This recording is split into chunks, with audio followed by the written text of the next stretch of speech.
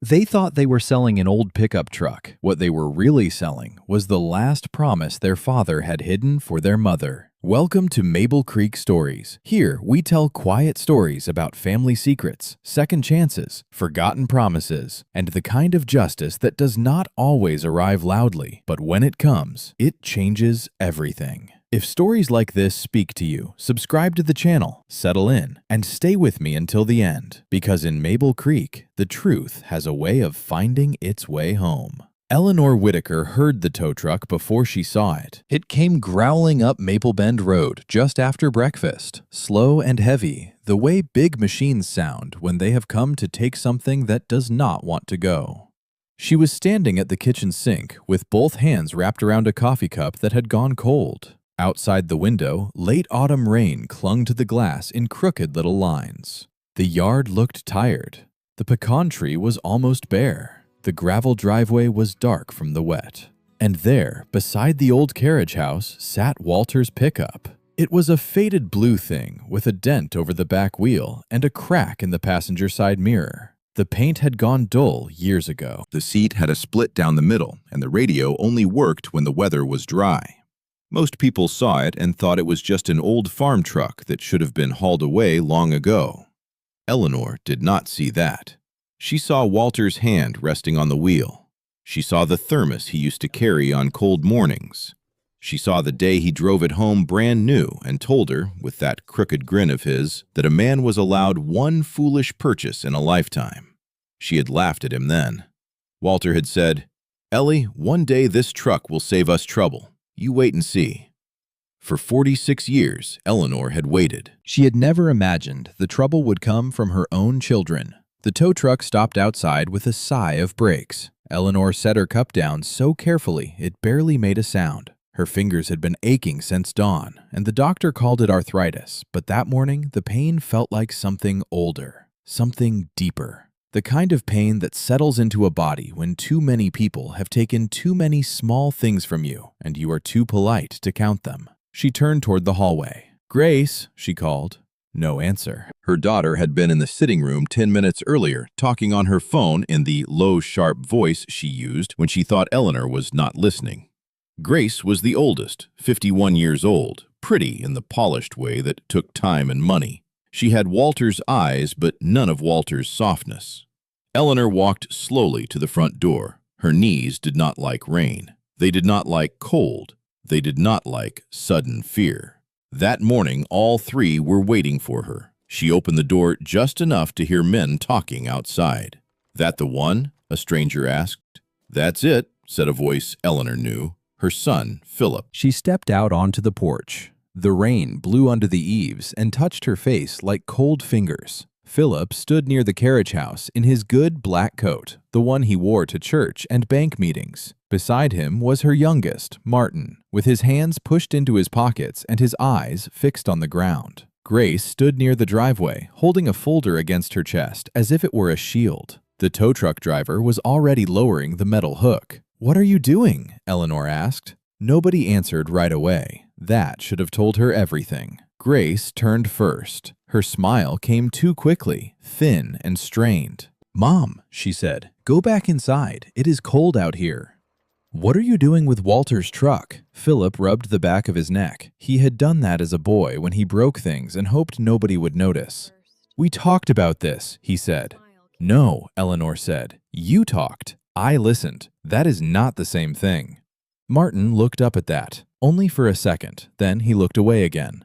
Grace came toward the porch, her heels sinking into the wet gravel.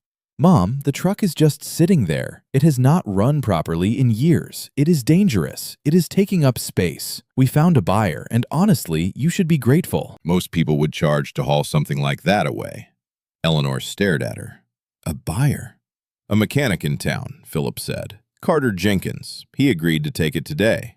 Carter Jenkins. Eleanor knew the name. Everybody in Mabel Creek knew Carter. He ran Jenkins' garage on the corner near the feed store. He fixed tractors, school buses, lawnmowers, and anything else with an engine and a prayer left in it. Walter had liked him. That made it worse. "You sold my husband's truck," Eleanor said. Grace's face tightened. "Dad has been gone almost 2 years." The words landed harder than she meant them to. Or maybe she meant them exactly that way. Eleanor took one step down from the porch. Philip held up a hand. "Mom, please, do not make this dramatic." "Dramatic?"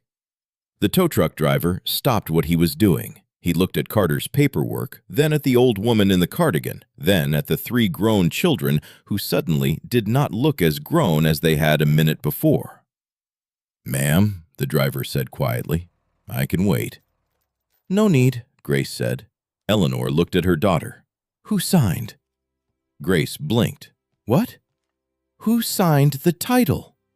Philip lifted the folder from Grace's hands. "We handled it." "That is not an answer." "Mom," Martin said softly, "we were trying to help." Eleanor looked at him then, and that hurt most of all. Martin had been the child Walter worried about, the gentle one, the one who cried when the neighbor's dog died and kept injured birds in shoeboxes until they flew again. Life had hardened him somehow, or maybe money had. "Help who?" she asked. None of them answered. The rain kept falling. The hook clicked against the truck's frame. When the tow cable tightened, Eleanor felt something inside her do the same. She did not shout. She did not run toward the truck. She did not beg them in front of the driver. She simply stood on the porch in her old house slippers and watched Walter's pickup rise from the gravel like something being pulled from a grave. The front wheels lifted first. Then the whole truck shifted, groaned, and started to move. And as it rolled backward toward the road, Eleanor saw the small blue ribbon still tied around the rearview mirror. Walter had put it there the day their first grandchild was born.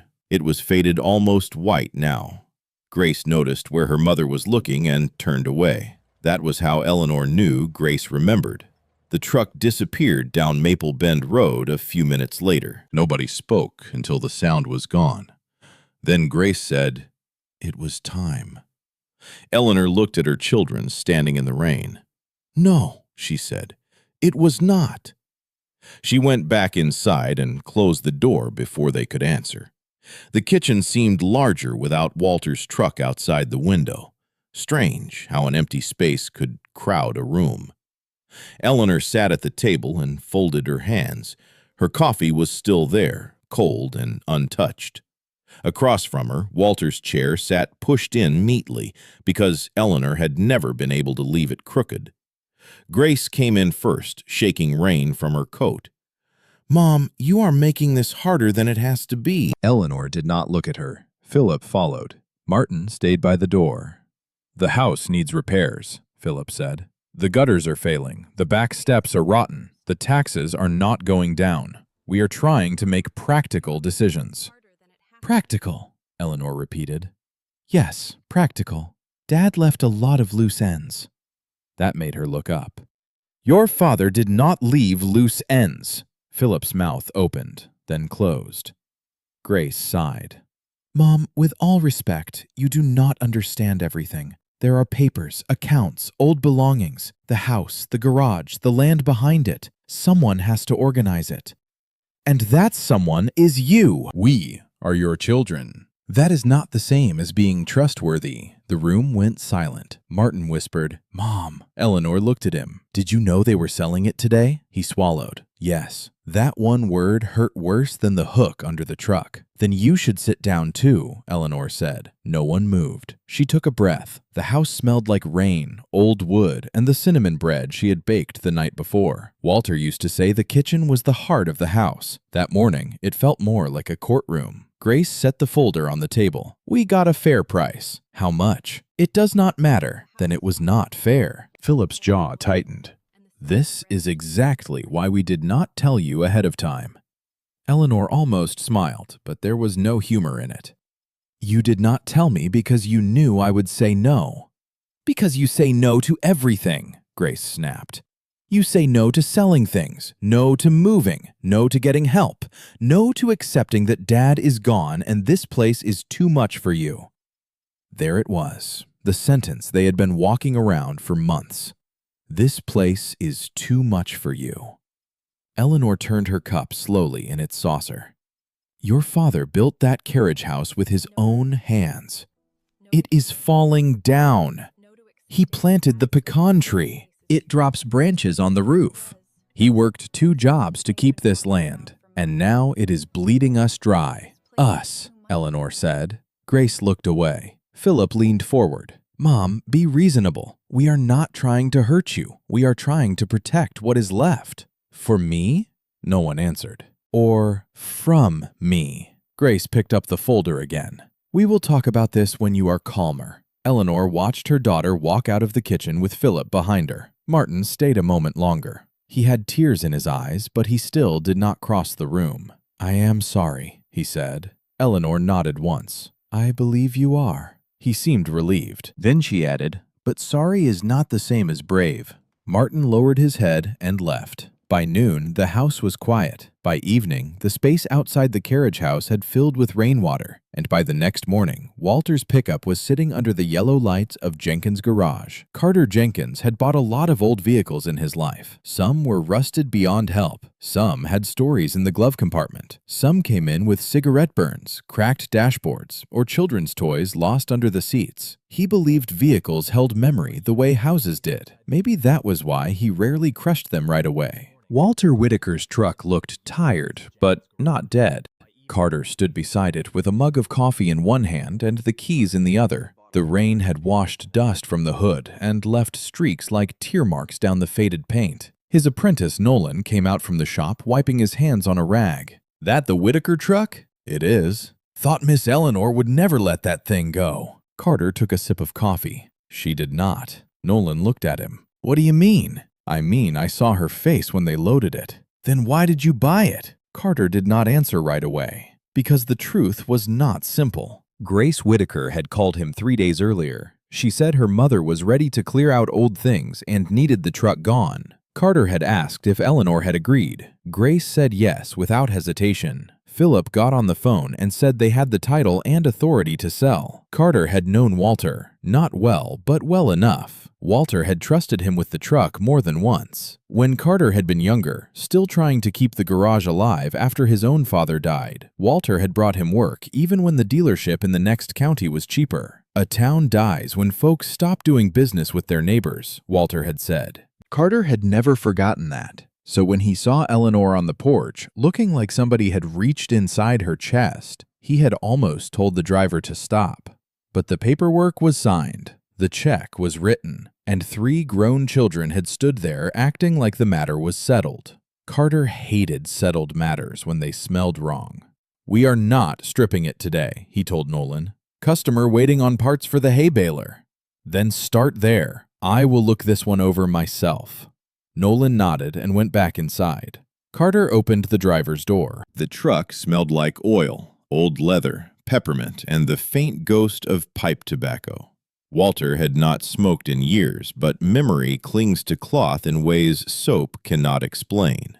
A folded road map sat in the side pocket. A pair of work gloves lay under the dash. In the cup holder was a penny so old it had gone almost black. Carter sat behind the wheel and rested his hands where Walter's hands used to be. "What were you hiding, old man?" he muttered. He did not know why he said it. Maybe because Walter had never been careless, not with tools, not with money, not with promises. Carter started with the glove compartment. Insurance card, old registration papers, a receipt from the feed store, a church bulletin from a spring Sunday years ago. Then he checked under the floor mats. Nothing but dirt and a button. Under the bench seat, he found a flashlight, a wrench, and a nest of dust. He almost stopped there. Then the flashlight rolled and hit something that did not sound like metal. Carter leaned closer. There, pushed far back beneath the torn seam of the seat, was a piece of oilcloth wrapped with twine. He pulled it free. It was flat, about the size of a small book, and sealed with gray duct tape that had dried at the edges. On the outside, in Walter Whitaker's handwriting, were 8 words,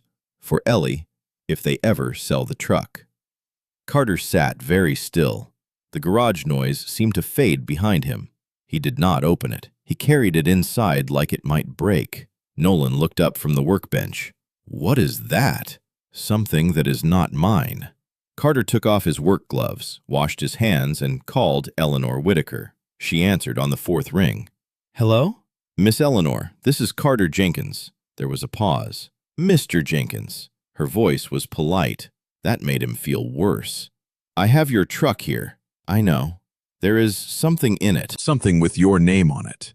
I think Walter put it there." Silence. Then a chair scraped faintly on the other end of the line.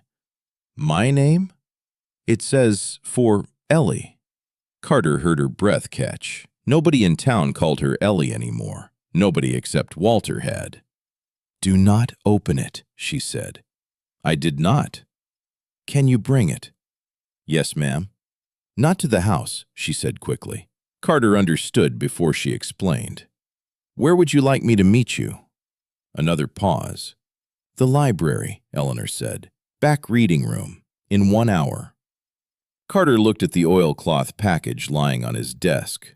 "I will be there." The Mabel Creek Library was small enough that everybody knew when somebody new walked in, and kind enough that nobody stared too long. Eleanor arrived in a gray coat, carrying her pocketbook with both hands. She looked smaller than Carter remembered, but her eyes were clear. She had put on lipstick. That detail nearly undid him. His own mother had done the same thing whenever the world tried to embarrass her. She was not going to be embarrassed. Not today. Carter stood when she entered the back reading room. "Miss Eleanor, thank you for coming." He set the package on the table between them. For a moment, neither of them touched it. The rain had stopped outside. Sunlight, pale and tired, came through the library windows and fell across the oilcloth. Dust moved in the beam like tiny, slow snow. Eleanor reached out with trembling fingers. She traced the handwriting. "For Ellie, if they ever sell a truck." Her mouth pressed into a line. "He knew," she whispered. Carter sat across from her. "Knew what?" She gave a small, sad laugh. "That our children loved plans more than people." She untied the twine slowly. Carter looked away at first, but Eleanor said, "Stay, please." So he stayed. Inside the oilcloth was a sealed envelope, a brass key, and a small notebook with a brown cover. The envelope was addressed to Eleanor. Not Mom, not Mrs. Whitaker, Ellie. She opened it with the care of someone opening a wound. The letter began in Walter's plain, steady hand. "Ellie, my love, if you are reading this, then the truck has left our driveway without your blessing. I am sorry. I hoped I was wrong." Eleanor stopped there. Her eyes filled, but the tears did not fall. Not yet. Carter looked down at his hands. She kept reading. "I know our children. I know the good in them, and I know the hunger in them. Hunger does not always look like cruelty at first. Sometimes it looks like concern. Sometimes it says, we are only trying to help. Sometimes it carries a folder and calls itself practical." Eleanor covered her mouth because Walter had described the kitchen exactly. She read on. "If they sold the truck, they are not clearing space. They are testing how much they can take before you say stop. The key is for the drawer in my workbench at the carriage house. In the drawer, you will find the papers I kept out of the house. Take them to Anna Whitcomb at Whitcomb and Hale. Do not give them to Grace. Do not give them to Philip. Do not give them to Martin unless he has finally found his backbone." Carter could not help it. He looked up.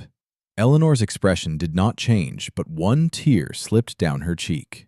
The letter continued. "The house is yours, not theirs. The land behind it is yours, not theirs. The account at the county bank is yours, not theirs. I have arranged enough to keep the taxes paid, the roof fixed, and the porch safe. If anyone tells you otherwise, they are either mistaken or lying. And Ellie, if they made you feel foolish for holding on to old things, remember this.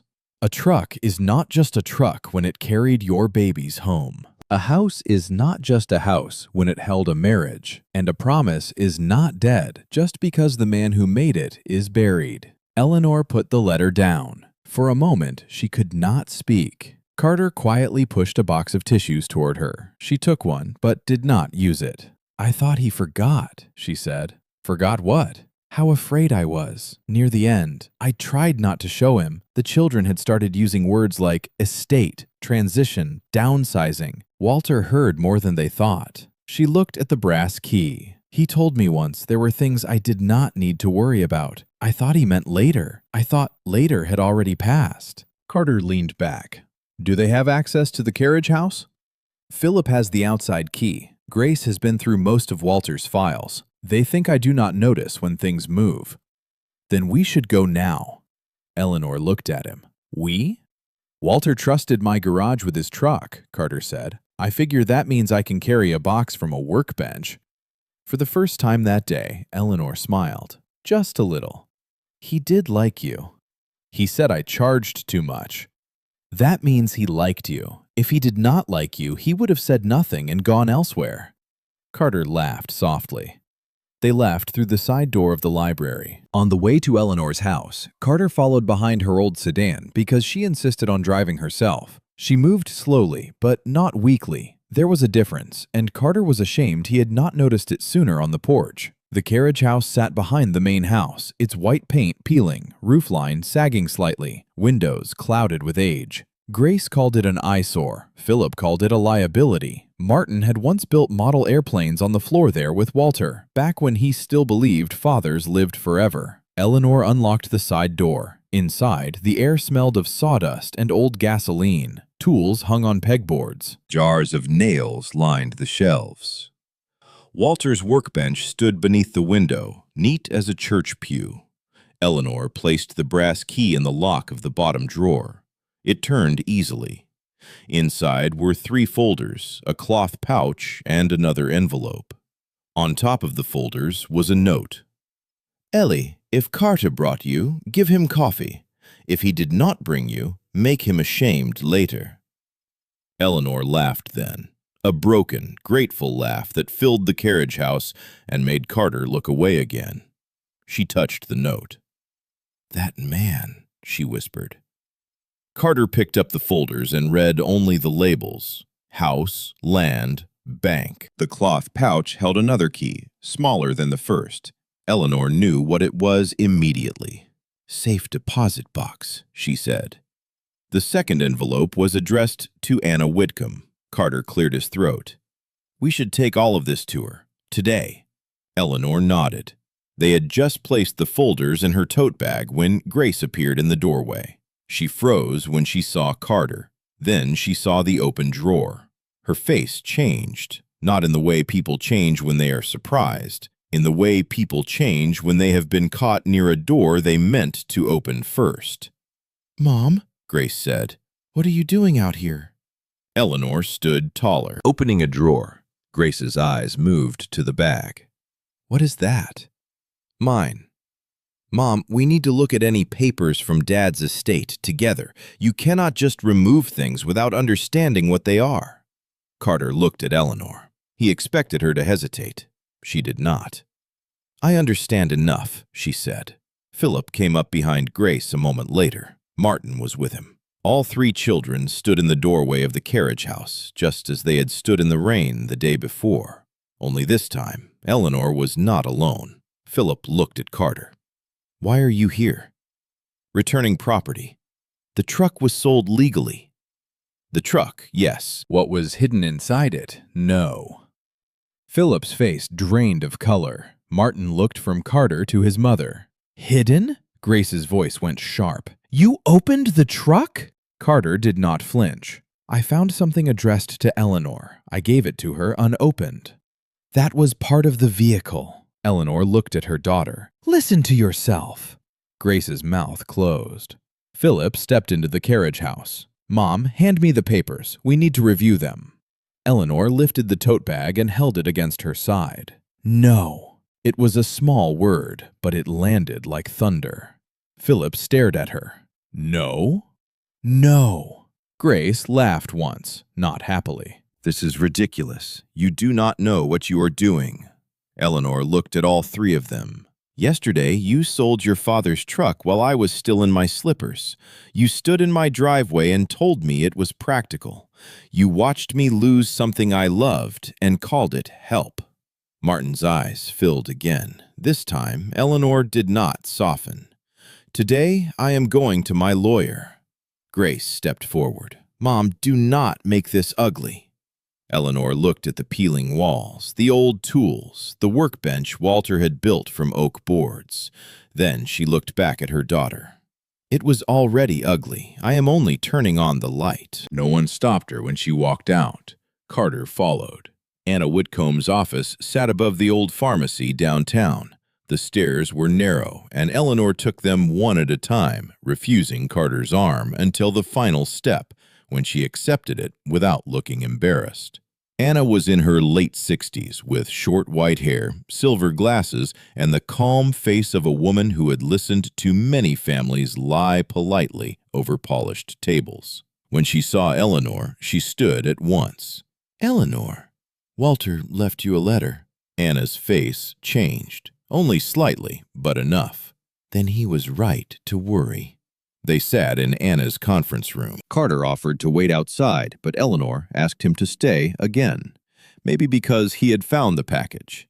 Maybe because she needed one person in the room who had not called theft assistance. Anna opened Walter's envelope first. She read silently, and with every paragraph, her expression became more severe. When she finished, she removed her glasses. "Did your children sell the pickup without your consent?" Eleanor nodded. "They said they had authority." "They had limited authority to help with household bills after Walter's illness. They did not have authority to dispose of personal property you specifically kept." And they certainly did not have authority to pressure you regarding the home. Eleanor looked down. "They have been telling me the money is nearly gone."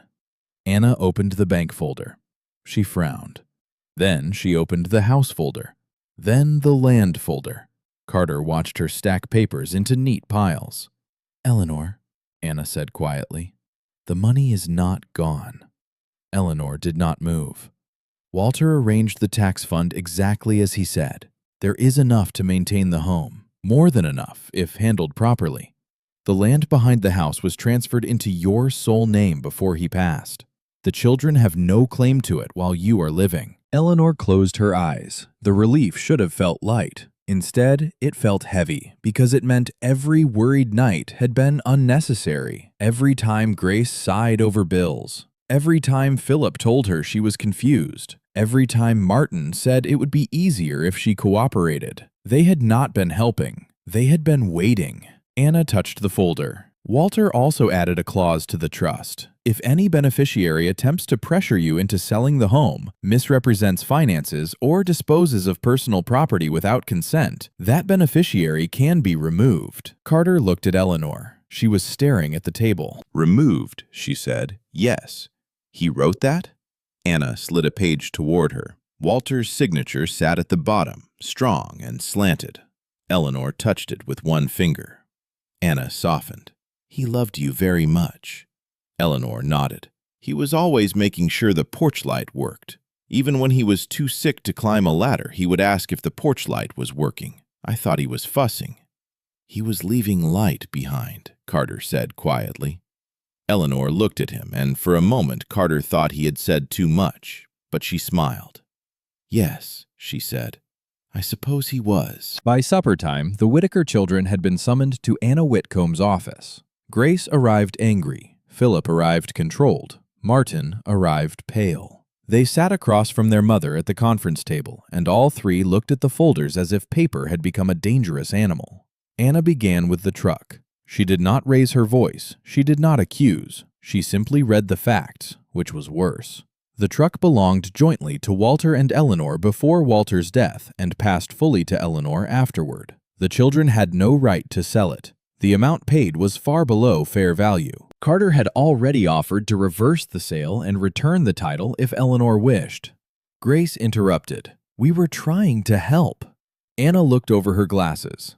That sentence appears several times in disputes where help was not the primary motive. Grace flushed. Philip leaned forward. "This is getting blown out of proportion. It was an old truck." Eleanor looked at him. "Then why did you need it gone before I knew?" Philip had no answer. Anna continued. She laid out the tax fund, the house repairs fund, the land transfer, the trust clause. By the time she finished, Grace was silent. Philip's face had gone hard. Martin was crying without trying to hide it. "Your father anticipated pressure," Anna said. "He documented specific protections. He also left Eleanor the authority to remove any beneficiary who acted against her interest. Grace swallowed. "Remove us from what?" Anna folded her hands. "From any future inheritance connected to the house, land, and designated accounts." Philip laughed under his breath. "So this is punishment?" Eleanor looked at him for a long moment. "No. Punishment is what you did when you made me stand in the rain and watch your father leave again." Nobody moved. "This," she said, "is consequence." Martin covered his face. Grace whispered, "Mom." Eleanor's eyes were wet now, but her voice stayed steady. "I raised you in that house. I sat up when you were sick. I made costumes. I packed lunches. I forgave broken windows, bad report cards, harsh words, and money borrowed without being returned. I have loved you longer than you have known how to be ashamed." Grace began to cry. Eleanor went on.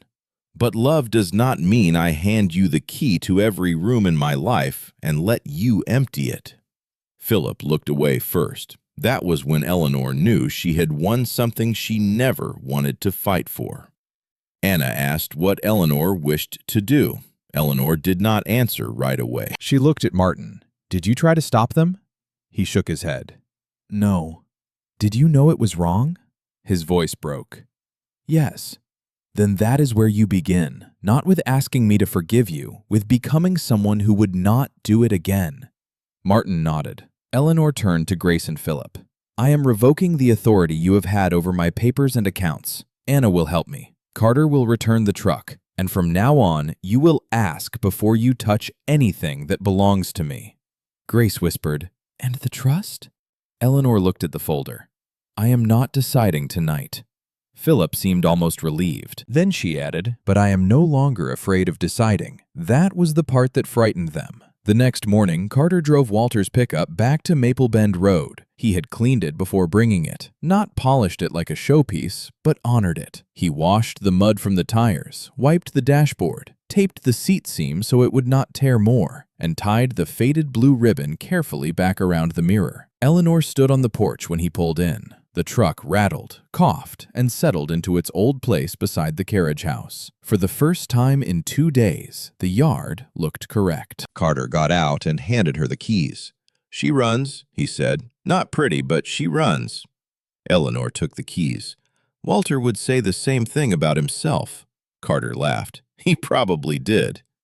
She looked at the truck. "How much do I owe you?" "Nothing today." "Mr. Jenkins." "Carter." "Carter, I do not take charity." He nodded toward the truck.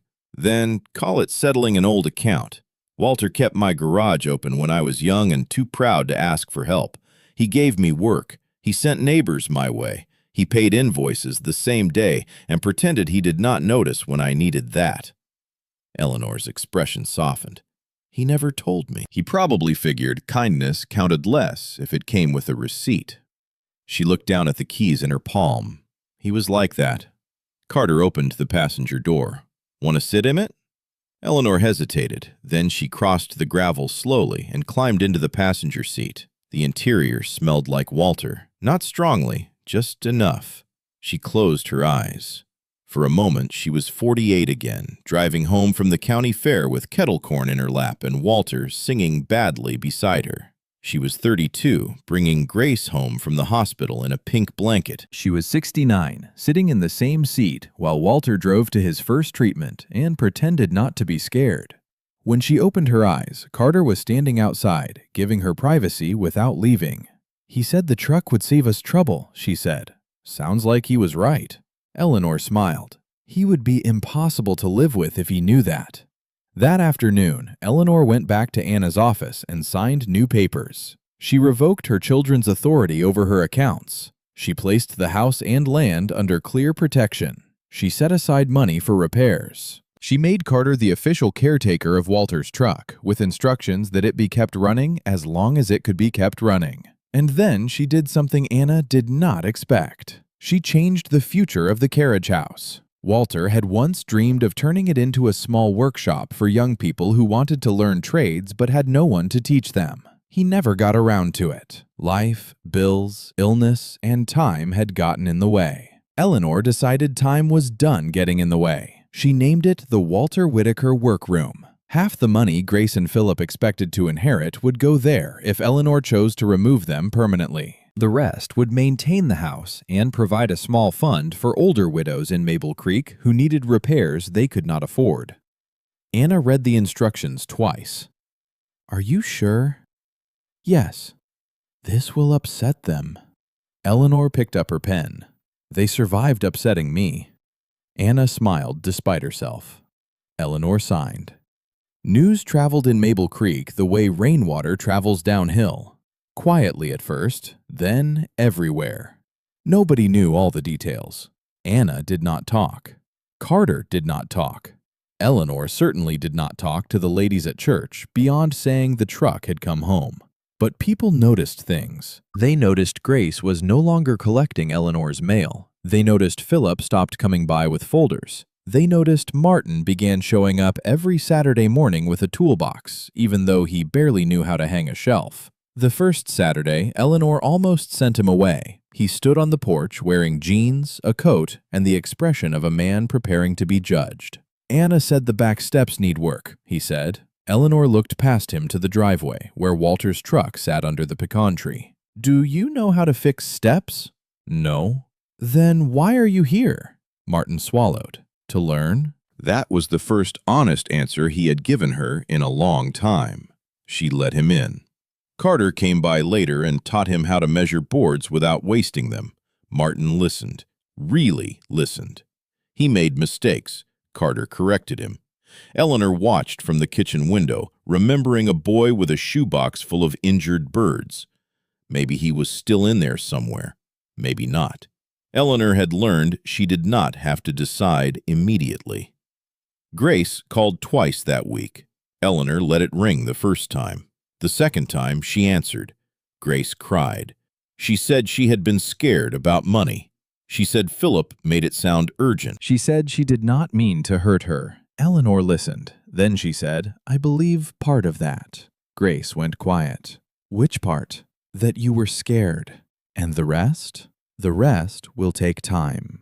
Philip did not call for 3 weeks. When he finally came by, he did not bring flowers or excuses. He brought a receipt. He had bought back the blue ribbon Walter put in the truck. Or rather, he had found a similar one because the original was too faded to survive much longer. He placed it on the kitchen table and said, "I do not know how to fix what I did." Eleanor looked at the ribbon. "Start by not trying to fix it quickly." He nodded. It was not forgiveness. Not yet. But it was a door left unlocked. Winter came early that year. The first hard frost silvered the pecan branches and turned the pasture behind the house pale before sunrise. The back steps were repaired. The gutters were cleaned. The carriage house roof was patched before the first snow. Carter and Martin worked together most Saturdays. Nolan from the garage came sometimes. A boy from the high school came too, then another. By December, the Walter Whitaker workroom had 3 donated toolboxes, a heater that rattled, and a sign above the door that Carter carved from scrap oak. Eleanor stood beneath it the day they hung it. Walter Whitaker Workroom, teaching useful hands and honest hearts. She read the second line twice. "Who wrote that?" she asked. Carter pointed at Martin. Martin looked embarrassed. "Dad used to say honest work starts in the hands, but ends up somewhere else. I shortened it." Eleanor looked at her son. For a moment, she saw Walter in him. Not because he looked like him, because he had finally done something Walter would have recognized. On the first evening the workroom opened, people from town came with coffee, cookies, old tools, and stories about Walter. Grace came and stood near the back with Philip. They did not expect Eleanor to greet them warmly. She did not, but she did nod. Sometimes a nod is more than people deserve and less than people hope for. That is why it matters. Carter rolled Walter's pickup out of the carriage house and parked it under the lights. He had cleaned it again. The blue ribbon had been replaced with the new one, but the old faded ribbon lay in a small frame on the dashboard. Eleanor stood beside the truck as people gathered around. Someone asked if she wanted to say a few words. She almost said no. Then she looked at the house, the carriage house, the repaired steps, the children standing uncertainly near the back, and the old truck that had carried one last message home. She stepped forward. "My husband Walter was not a loud man," she said. The small crowd quieted. "He did not make speeches unless somebody forced him. He did not talk much about love. He fixed things instead. He fixed doors, porch lights, engines, loose handles, bad fences, and once a church coffee maker that should have been buried with respect." People laughed softly. Eleanor smiled. "After he passed, I thought the fixing was over. I thought what was broken would just stay broken." Her eyes moved briefly to her children. "I was wrong." Grace lowered her head. "Sometimes people break trust. Sometimes families do things they cannot undo. But sometimes a promise keeps working after the person who made it is gone. Sometimes a man hides a letter in an old truck because he knows the woman he loves may need his courage when hers is tired." Carter looked down. Martin wiped his face. "This workroom is for Walter, but it is also for anyone who has ever been told they are too old, too weak, too late, or too alone to protect what matters. You are not." The room was quiet. Then Eleanor touched the hood of the pickup. And if anyone tells you an old thing has no value just because they cannot use it, do not believe them too quickly. Some old things carry the map home. Nobody clapped at first. The words needed a moment to land. Then Carter began, then Martin, then the whole room. Grace cried quietly. Philip stood with his hands folded, looking like a man who had finally understood that shame was not the end of the story, unless he chose to live there. That night, after everyone left, Eleanor sat alone in the kitchen. The house was warm. The porch light worked. The repaired steps no longer complained in the wind. Outside, Walter's truck rested beside the carriage house where it belonged. On the table in front of her was Walter's letter. She had read it so many times the fold lines were beginning to soften. She read the last paragraph again. "Ellie, if this letter finds you, do not spend the rest of your days being angry at what they tried to take. Spend them living in what we kept. Make coffee in our kitchen. Sit on our porch. Let the pecan tree drop branches if it wants to.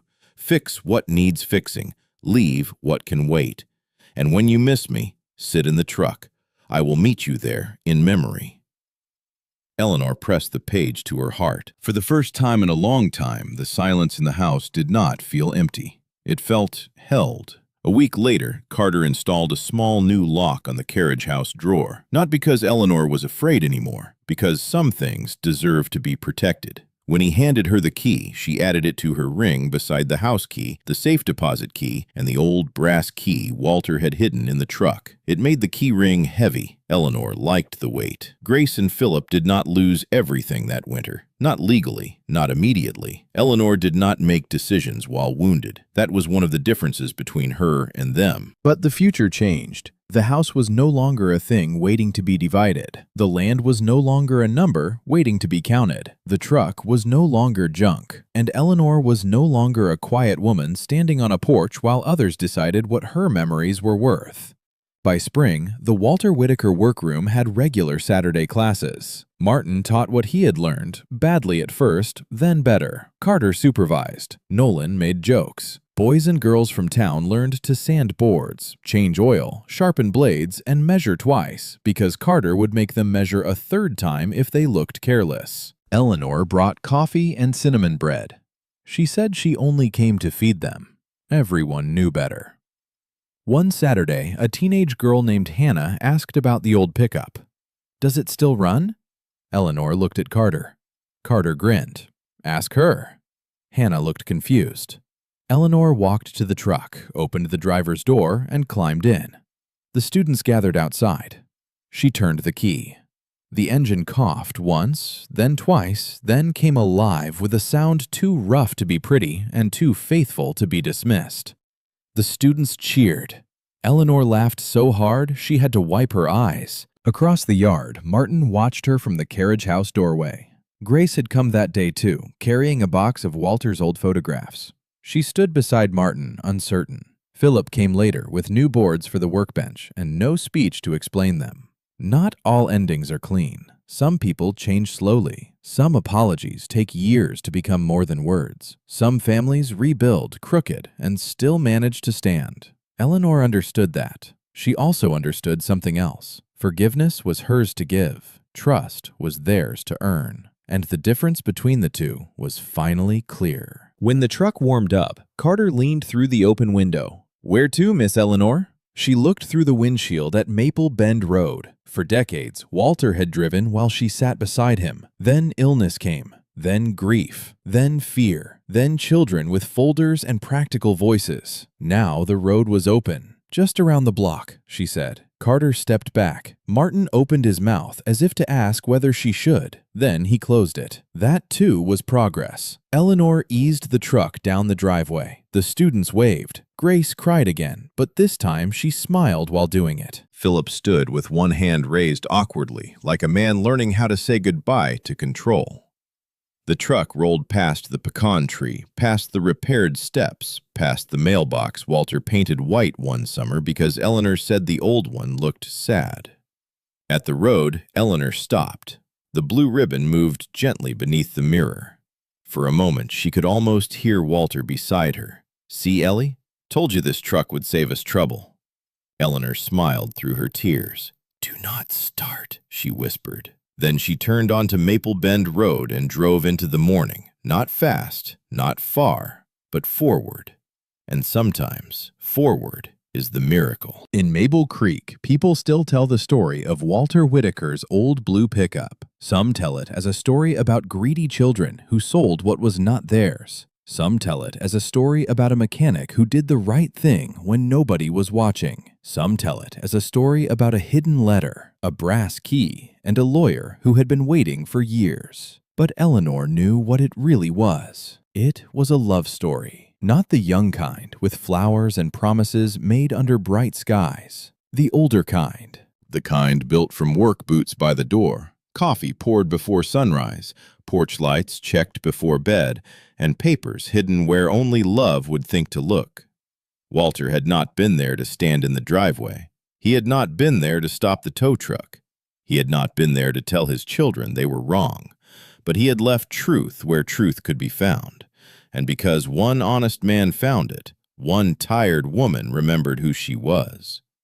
Her children thought they had sold an old pickup truck. They thought they had taken one more piece of their father's life and turned it into money. They thought their mother would cry, grow quiet, and give in. But under the seat of that old truck was a letter. Inside the letter was a promise. And inside the promise was a woman they had forgotten how to fear. Not because she was cruel, because she was finally free.